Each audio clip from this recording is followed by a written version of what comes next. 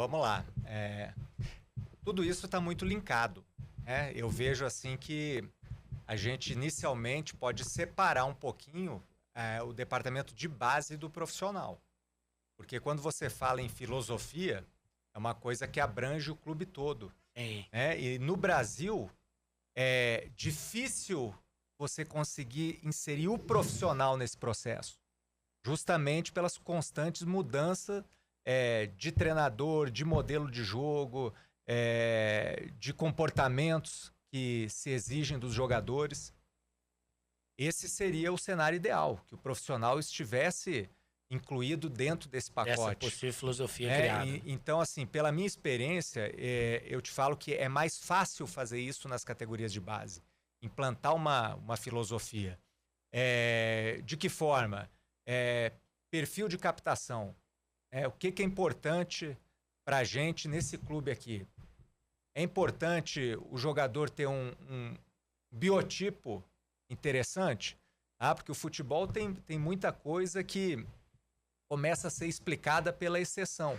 Você joga num campo de 105 por 68, onde tem bola aérea, tem disputa de espaço a todo momento, você tem que percorrer 20, 30 metros para encurtar, para chegar numa bola, e falam que o tamanho ou a estatura ou a força não faz diferença. Faz muita diferença. Faz muita diferença. Ela não é o fator determinante que vai eliminar um jogador de um processo seletivo.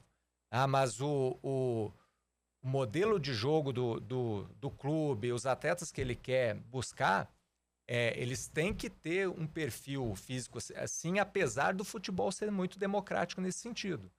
Você pode ter laterais mais baixos ou mais altos, mas dependendo do teu modelo de jogo do clube, da filosofia do clube, se ele for muito baixo, ele não vai conseguir jogar.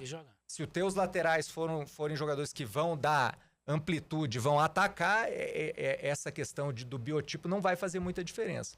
Então tem que estar incluído parte física. Eu acho que assim, força e velocidade, aí já linkando com a potência, hoje é fundamental. O espaço de jogo está cada vez mais compacto e você precisa ter jogadores que façam as ações, que executem em velocidade. Então isso está muito importante também. Hoje, assim, o jogador é muito bom, a relação com a bola é muito boa, mas se ele for um jogador muito fibra lenta, ele tem que fazer muita diferença. Então tudo isso tem que estar num caderno de concepção. Aí vamos lá, passamos para a parte mental. Nós queremos jogadores competitivos. É uma outra característica hoje que é inerente ao alto nível do futebol. Jogador que não compete também não consegue jogar. Solidários, tem sido muito... Solidário, cooperativo, corajoso. Por que corajoso? Porque às vezes a filosofia do clube é sair jogando sob pressão. Ele tem coragem para fazer isso? Marcar alto, pressionar alto a todo momento. Precisa de ímpeto, precisa de coragem, precisa de força. Então tudo isso tem que estar incluído. Aí vamos para os elementos técnicos e táticos também. Que comportamentos que nós queremos dos jogadores? São jogadores agressivos, que conseguem pisar na bola, conseguem desarmar. São jogadores que têm capacidade para entender e interpretar os espaços do jogo. São jogadores que conseguem... ter pelo menos uma ambidestria funcional para jogar com a perna direita e perna esquerda, que está muito importante hoje, porque o futebol está tão estratégico que o adversário fecha teu jogo pela perna dominante. Aí você precisa usar a parte não dominante.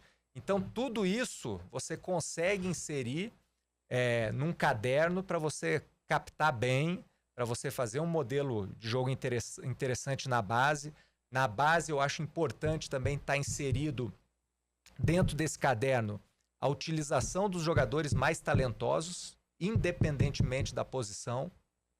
Eu já vi muito trabalho de base e muito jogador escoar e serem perdidos no caminho da base, porque tem 2, 3 jogadores na mesma posição que são muito bons. Coloca para jogar em outro lugar. Troca a posição. Troca a posição, porque, gente, daqui 10 anos nós não vamos mais estar falando em posição no futebol. teoricamente, já não era para estar falando, né? Não vamos mais falar. Não tem mais volante, não tem meia, não tem lateral, não tem... Os jogadores cumprem funções ofensivas e cumprem funções defensivas. E esses jogadores podem rodar em várias posições e devem rodar. Acredito que até o Sub-17 devem rodar até bastante.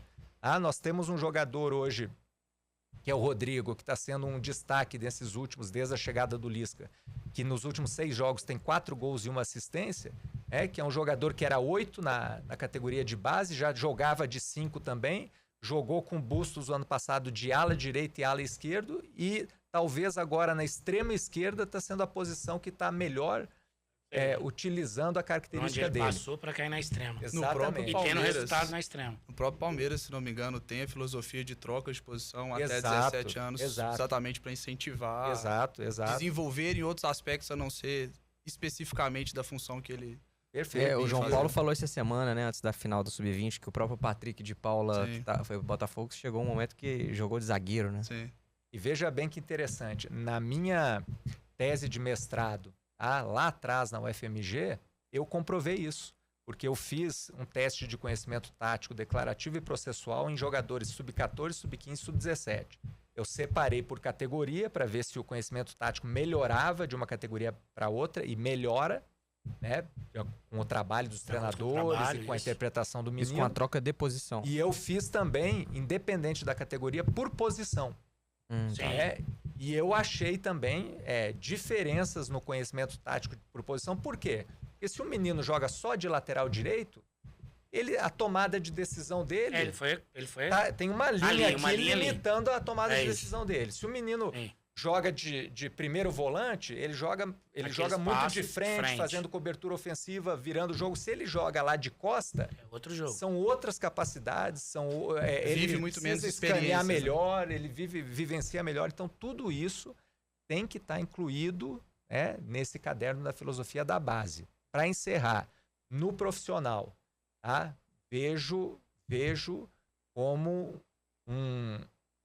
uma mazela que nós temos. A gente não consegue olhar o clube como um todo e fazer com que essa filosofia, ou de cima para baixo, ou de baixo para cima, chegue até o profissional, justamente pelas mudanças constantes que nós temos. Esse ponto, falando sobre filosofia, a gente tem experiência de trabalho com atletas e clubes. Eu acho que o grande desafio, principalmente falando de filosofia, é de mudança de cultura.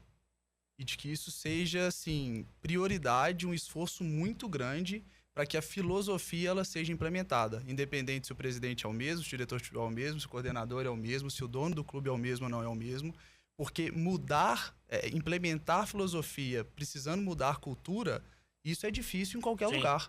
E filosofia sem cultura você não vai implantar. Isso não existe. Então, numa empresa, você vai fazer um processo seletivo, ou mesmo de fora, como alguém que consome qualquer produto de uma empresa, você sabe com muita clareza as missões, os valores, o perfil dos profissionais que eles estão, os objetivos daquela empresa, seja ela de pequeno, médio ou grande porte. E o clube de futebol, muitas vezes isso varia. E aí, na nossa experiência, leva para o lado de que, muitas vezes, quem quer implementar essa filosofia, quem quer ter esse impacto de cultura, tem um espaço de tempo muito curto para poder fazer isso. E é uma briga muito forte de início, porque a gente está falando de profissionais que estão no clube por diversos anos e de que eles tenham que mudar condutas, mudar processos, mudar a forma de trabalhar para seguir uma certa visão. E isso é complicadíssimo, não só no futebol, mas em qualquer empresa. E aí, dado esse passo, daí eu acho que começa a facilitar para que a gente tenha referências técnico-táticas muito claras, perfil físico muito claro, mas essa cultura, ela é... Eu ia falar uma coisa quando o Diogo falou ali das categorias de base, foi até um debate anterior que a gente teve aqui com vários outros convidados, de curiosidade. Primeiro, de saber o seguinte, isso hoje, os clubes brasileiros, aí estão na categoria de base até chegar lá no profissional. Existem clubes brasileiros que estão conseguindo fazer realmente isso na categoria de base? Porque apesar de estar na categoria de base, a gente nota que já tem uma pressão muito grande pelo resultado, né? Muito grande. A dor de juvenil aí, se perder 3 jogos, perder clássico, daqui a pouco o cara tá rodando igual no profissional, né? Então a primeira pergunta existe isso? Existem clubes que estão buscando, sim, essa filosofia? E a segunda pergunta a partir do momento que eu crio uma filosofia e eu não consigo fazer isto no profissional, qual é o real benefício dessa filosofia? Porque eu tive que investir tempo, trabalho, metodologia, todo um contexto. Para na hora que chegar lá, eu não dou continuidade. E aí? Perfeito. Léo, tem. Assim, eu falo o seguinte, categoria de base todo clube tem. Sim. Agora, trabalho de base... É isso. Você tem aí uns 6, 8 no Brasil. 6 a 8 que você considera que fazem trabalho de base. E aí eu vou ter que te falar... Sim. Sem... Estamos aqui batendo papo. Puxar essa dica. O América é um que faz. Sim. O América, se você vê o América jogar no Sub-20, você vai ver claramente uma filosofia de jogo, como que a equipe é agressiva, como que a equipe marca alto, como que a equipe alterna ritmo de jogo. Então, assim... Você acha que no Sub-20 tem que ser um pouco mais espelhado no profissional? Porque talvez é um atleta que pode ser utilizado a qualquer momento ali? Eu acho que tem que ser espelhado nos comportamentos. Sim. Não plataforma de jogo. Sim. Eu acho que tem que ser espelhado nos comportamentos. Plataforma de jogo que você fala sistema? Exatamente. O Lisca joga no 4-3-3, o Mairo tem que jogar no 4-3-3. Não necessariamente. Apesar de que, junto com as posições, talvez esses sistemas também vão cair em desuso. Exatamente. Você não acha, não? Por isso que eu acho que eles têm que ter comportamentos iguais. Então, assim, o profissional gosta de cobrir a bola o tempo todo. A bola tem que estar coberta o tempo todo. É uma filosofia do profissional do América. O Sub-20 tem que fazer isso. E você acha que isso pode mudar também um critério de dispensa ou não? Por exemplo, um time que gosta de marcar alto, então a bola tem que estar coberta, mas ao mesmo tempo, se essa bola cair no fundo, o zagueiro tem que ser rápido. Então, se tem um zagueiro que já não adapte assim no 20, aí você começa a ter que dispensar. Exato, é a minha primeira resposta para ti. Por que a capacidade física ela influencia na escolha do jogador que você vai captar e do modelo de jogo. Eu acho que pode depender muito do objetivo do clube. No caso do América, é muito claro que existe uma lógica por trás do trabalho para que atletas sejam promovidos para a equipe profissional. Em outros clubes, talvez o objetivo não seja esse. Seja de exportar atletas para o mercado alternativo. Aí talvez caiba uma análise de dados de mercado, entender, esse atleta com esses números aqui, eu posso encaixar ele no Oriente Médio. Exato. Não joga aqui, legal. No nosso clube, mas joga lá. Senão você desperdiça dinheiro, né? Por isso que a filosofia e cultura ela é extremamente essencial. Você precisa responder por que eu tô fazendo o que eu tô fazendo. Se a resposta for promoção profissional, isso já elimina várias outras coisas. Pode ser os dois também, né? Pode ser os dois. Logo, você vai abrir um pouco o leque para que você esteja desenvolvendo atletas para a equipe profissional, outros atletas para o mercado, porque você precisa fazer receita, você precisa fazer aquela roda girar. Por isso a gente precisa ter... Por que eu faço o que eu faço? Porque senão no ano X é para o elenco profissional, no ano Y é para vender, no outro são os dois, e nisso passaram 3, 4 gerações aquela categoria de base e perdeu a referência, perdeu a filosofia. E aí,